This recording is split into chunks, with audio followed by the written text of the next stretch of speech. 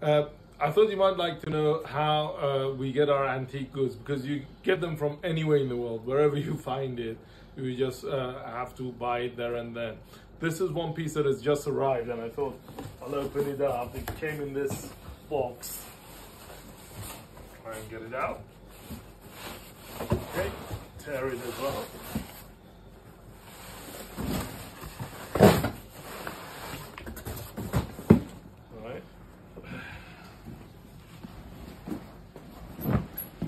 So,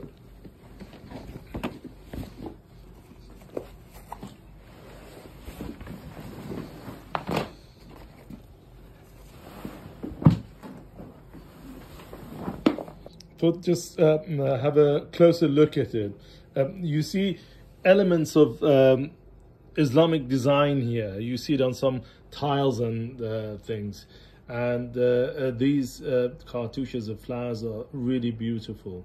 I really like the color balance in this. Obviously, once it's washed, it will look a lot better. The colors will come out a bit more and it will look nicer.